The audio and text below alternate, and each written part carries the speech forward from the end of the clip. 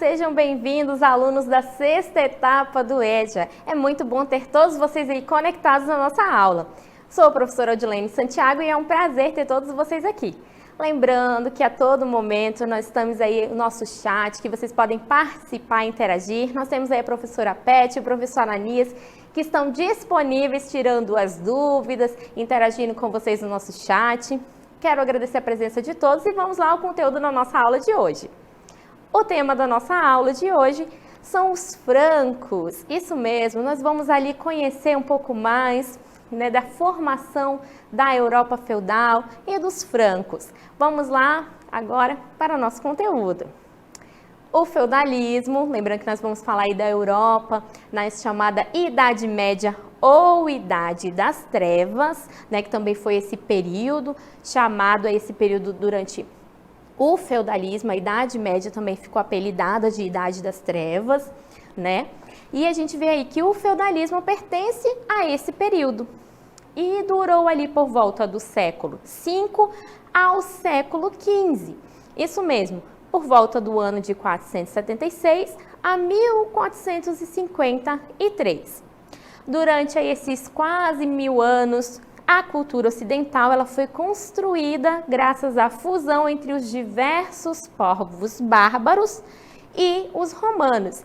Isso mesmo, foi a fusão dos povos bárbaros e dos romanos que vem aí, trazer as características da cultura ocidental. Então aí, um detalhe importante, anotem aí. Vamos ver que nesse período vai haver o declínio das cidades. Isso mesmo, o declínio das cidades e a ocupação do campo. Por que, professora, que as pessoas vão sair das cidades? Lembrando que esse período aí as pessoas vão migrar das cidades para o campo. Professora, por que eles vão fazer essa migração das cidades para o campo? Justamente fugidos aí, de muitos combates, muitos conflitos ali, as cidades estavam ali passando por esse momento aí que estava ficando perigoso, então para fugir desse ambiente, eles vão migrar. Então esse declínio das cidades vai levar com que essas pessoas vão aos poucos ocupar o campo. Esse processo nós vamos chamar de quê? Ruralização. É esse processo de migração das cidades para o campo, tá bom? Não esqueçam, processo de ruralização é o processo de migração das cidades para o campo. E o feudalismo foi um modo aí de organização social, lembrem, modo de organização social, político e também cultural, baseado no regime de servidão. Como assim, professora? O servo só poderia usufruir da terra para sobreviver e ele tinha que prestar serviços e também pagar impostos ao dono dela. Vamos lá para que fique bem claro. O senhor feudal, o dono das terras, cedia essas terras aí para o camponês, trabalhar e ele tornava-se servo, devia ali obediência, fazia inclusive juramentos ali de fidelidade ao senhor feudal. O senhor feudal não era o rei, mas possuía tanto poder no seu feudo, poder aí político, a gente vai observar aí poder cultural, lembra que eu falei para vocês? E também o poder social. Então ele ali era o chefe do feudo. E os servos, por sua vez, deviam a ele obediência. Isso mesmo. Trabalhavam na terra cedida pelo senhor feudal e também tinham que pagar impostos. Então, além de usufruir da terra, eles tinham que pagar impostos ao senhor feudal.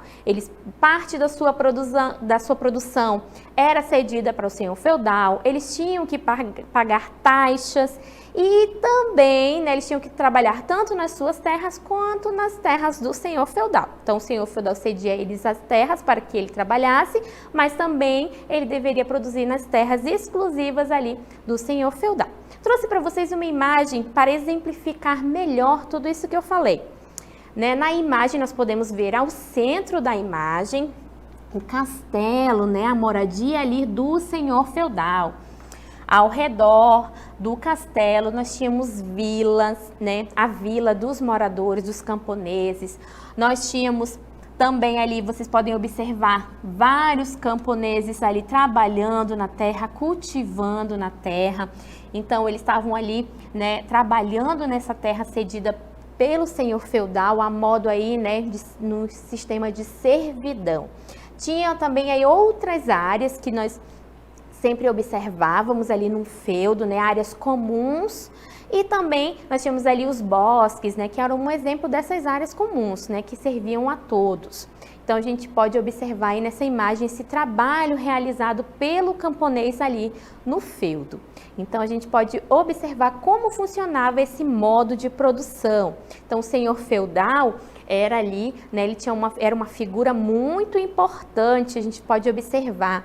Né, os seus servos deviam obediência, né, deviam ali pagar as suas taxas para usufruir dessas terras cedidas, tá bom? Vamos lá, continuando aí, eu trouxe aí um pouco mais para a gente conhecer sobre os povos germanos, né? A gente vai falar aí sobre os povos germanos, como era a questão da guerra, a questão do poder para os germanos e a questão da religião para esses povos.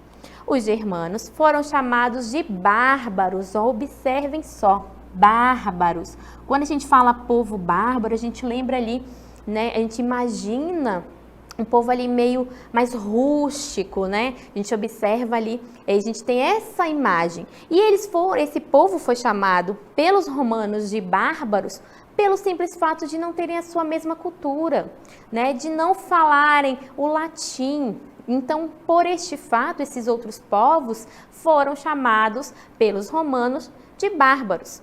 A vida dos germanos centrava-se na tribo e no clã. Isso mesmo, eles viviam organizados em tribos e clãs, onde, né, a sua sociedade estava ali organizada. Então, a forma de organização social deles era através das tribos e dos clãs, né? E esses clãs estavam organizados por laços de sangue. Isso mesmo, eram seus familiares que estavam ali compondo essas tribos e esses clãs eram compostos ali, então, pelos laços de sangue, então, por familiares. Os germanos, eles tinham uma característica muito importante, que era a questão militar. Isso mesmo, os germanos eram essencialmente militarizados. Se eu trouxe para vocês aí na imagem ao lado, né, vocês podem observar aqui como esse povo tinha esse destaque da questão aí militar. Olha como ele estava vestido, né, o capacete para proteção na guerra, né, empunhando aí as suas armas, né? Olha, se vocês forem observar, armas aí do período medieval, né? Então, vocês podem observar características de um guerreiro. E outras características que também a gente pode observar na questão física é como, por exemplo, a altura, né? Eles tinham um porte alto, fortes, né? Vocês podem observar aí também que eles eram ali, né, muitos falam que eles eram, né, de pele clara, eram ruivos em sua maioria, não todos, mas em sua maioria era uma das características aí desses povos bárbaros, né? Então a imagem veio exemplificar aí. As assembleias dos guerreiros eram responsáveis por governar as tribos. Isso mesmo, eram, né, os guerreiros que estavam ali à frente, liderando, governando essas tribos. E uma observação, os povos germânicos tinham uma organização social que nós chamamos de patriarcal. O que é isso, professora? É uma sociedade patriarcal, um modo de organização patriarcal. Preza aí a figura do homem, então prevalece aí a figura do homem. A gente vai ver que o homem, a figura, né, masculina, está ali como chefe da sua tribo, do seu clã. Então, o homem, a figura masculina ali é que vai liderar. Então, a gente vai ver isso, a gente chama de sociedade patriarcal. Então, a gente vê esse modo de organização social patriarcal. As tribos germânicas desfrutavam de grande autonomia política. Como assim, professora? elas eram independentes, isso mesmo, né? Cada uma de suas tribos eram independentes uma das outras. Então, elas tinham o quê? A chamada autonomia, isso mesmo, autonomia política. Apenas em determinadas ocasiões, como por exemplo, durante uma guerra, é que essas tribos, elas selavam em acordos entre si. Então, elas faziam acordos e se uniam, né? Mediante esses acordos aí durante uma guerra, por exemplo, né? Mas, no geral, elas eram autônomas, né? Politicamente falando, eram autônomas.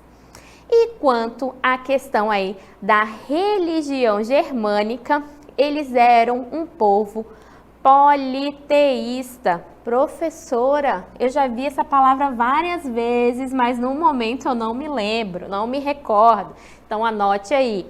Era um povo politeísta. Acreditavam em vários deuses. Lembra poli?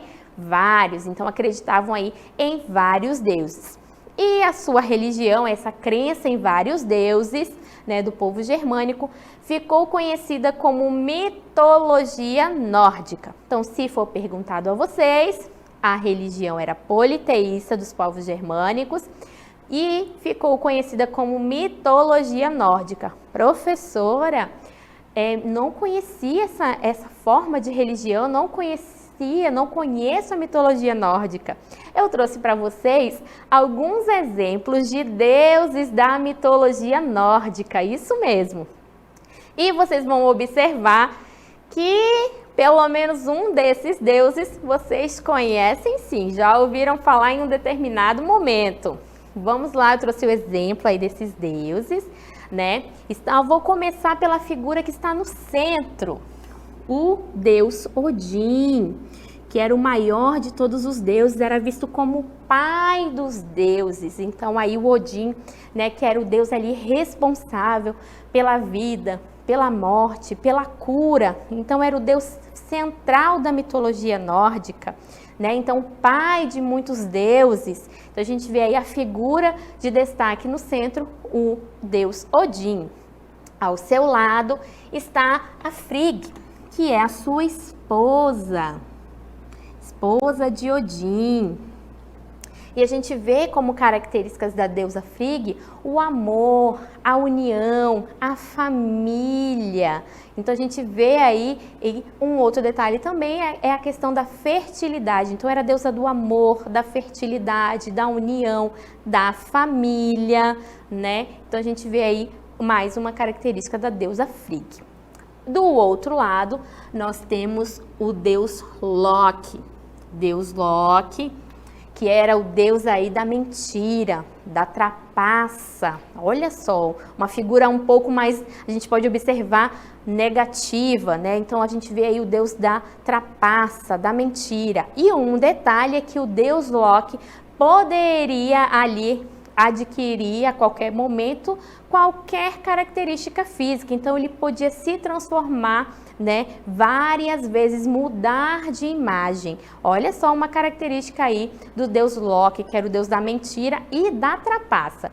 Vamos ver outros deuses que eu trouxe para vocês. Professora, até agora eu não conhecia nenhum, mas eu tenho certeza que desses outros que eu vou trazer, você vai conhecer pelo menos um. Vamos lá. Temos aqui na figura o deus que não deste jeito, né? Talvez não deste modo que está aqui representado na ilustração, mas todos vocês tenham certeza que já ouviram falar no deus Thor, Deus ali do trovão, né? A gente vê nos filmes, né, recentes a figura do deus Thor, um homem alto, loiro, forte ali com seu martelo em punho, deus dos trovões, né? E o Thor era filho de Odin. Então, pelo menos um deus da mitologia nórdica aí nós conhecemos, né? Hoje em dia é muito comum ver filmes, né, séries, enfim, com o deus Thor. Ao seu lado, a filha de Loki, a deusa Hel, alguns lugares também chamam Hela, E essa deusa era aí a deusa do mundo dos mortos, né? Filha aí de Loki, a deusa do mundo dos mortos. Do outro lado do Thor está aí a figura do Brad, também filho de Odin, o deus ali da música, da poesia, né? Com uma figura aí mais calma, a gente pode dizer assim, né? O deus ali da poesia, da música, né? O deus Brad.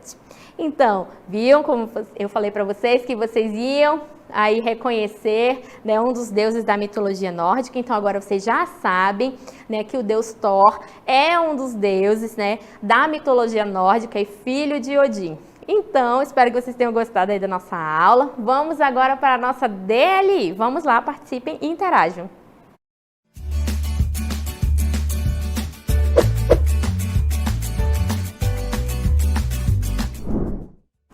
Trouxe para vocês na primeira questão, eu peço o significado de ruralização. Lembra lá dentro do contexto do feudalismo o que significa ruralização? Falei para vocês aqui e reforcei diversas vezes. Vamos aí para a nossa segunda questão, né? Vamos lá. Cite duas características dos povos germânicos. Esse povo que a gente acabou de conhecer aí, as características, tá bom? Eu vou deixar aí uns minutinhos para que vocês, né, respondam. Podem responder no chat. Qualquer dúvida, nós temos nossos professores aí à disposição. Vamos lá responder. Daqui a pouco eu volto.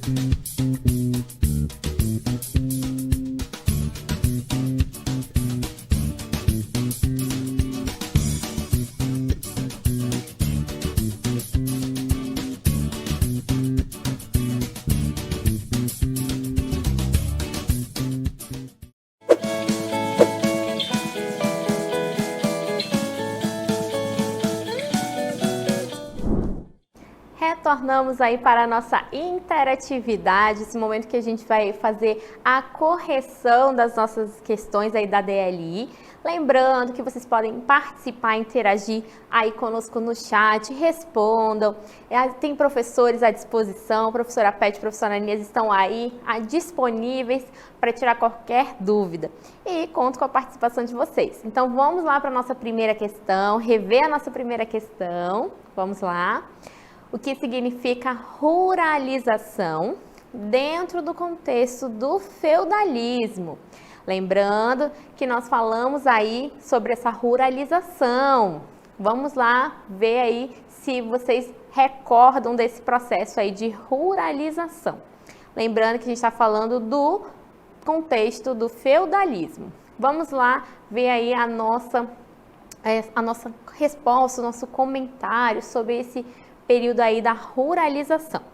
Lembrando que ruralização foi o processo que ocorreu durante o período de intensas modificações que culminaram aí na queda do Império Romano do Ocidente. Lembra que eu falei para vocês? Houve nesse período aí a fuga da população. Então eles saíram ali das cidades e foram para o campo. Isso mesmo, é uma forma de proteção, de conseguir ali fugir dessas diversas guerras, desses diversos conflitos que estavam ali ocorrendo nesse período aí nas cidades. Então, a população resolve migrar e para o campo, fazer essa migração. E a esse processo de migração é que nós chamamos de ruralização, essa migração da cidade para o campo, a fim de proteção, eles queriam ali se proteger das guerras e também das temíveis ali, invasões dos povos bárbaros. Então, por isso, houve esse período aí, que nós chamamos de ruralização, período de migração, reforçando, migração das cidades para o campo, ali uma forma de fuga das cidades, ali fugindo dessas invasões bárbaras, após esse declínio das cidades, ali para o campo. Então, a esse processo nós chamamos aí de ruralização. Muito bem. Vamos agora para a nossa segunda questão. Vamos lá. Na segunda questão, eu peço aí duas características dos povos germanos. Lembra que eu trouxe para vocês, inclusive, imagens dos povos germanos. A gente pôde aí observar o porte físico dos povos germânicos, aquela questão de eles estarem ali empunhando suas armas. Então, um detalhe aí para a questão militar, lembra?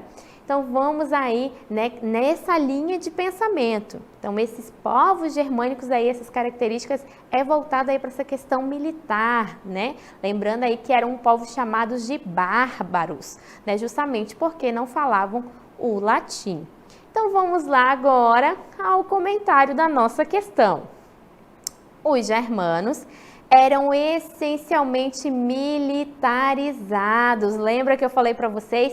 A questão militar vai ganhar grande destaque aí, com os germanos. Eles tinham ali as suas assembleias de guerreiro que eram responsáveis por governar as tribos e clãs. Lembrando que a organização social dos povos germânicos eram em tribos e clãs. E essas tribos e clãs estavam ali, alinhados com base aí na questão sanguínea. Então, muitos dessas tribos e clãs, tinha ali aquela linhagem familiar, Muitos ali eram familiares que estavam ali organizados nessas tribos e clãs. Eles, nessas tribos e clãs, tinham ali a figura masculina com grande destaque. Então, a gente vê ali que eles também tinham uma organização social chamada de patriarcal. Então, uma sociedade patriarcal. O homem ali, estava na figura central da sociedade. Então, os povos germânicos eram militarizados, tinham esse destaque para a questão militar, estavam ali organizados em tribos e clãs, lembrem-se, E essas tribos e clãs tinham essa questão do laço sanguíneo e a forma de organização social tinha ali a figura patriarcal, a figura masculina como líder, né, ali dos clãs e das tribos. Espero que vocês tenham gostado da nossa aula. Foi muito bom ter todos vocês aqui conectados hoje conosco. Lembrando que vocês podem estar revendo a nossa aula e todo o conteúdo da nossa aula também está disponível nos cadernos digitais. Fiquem agora com a aula da 7ª etapa com a professora Isabel Saraiva. Até lá!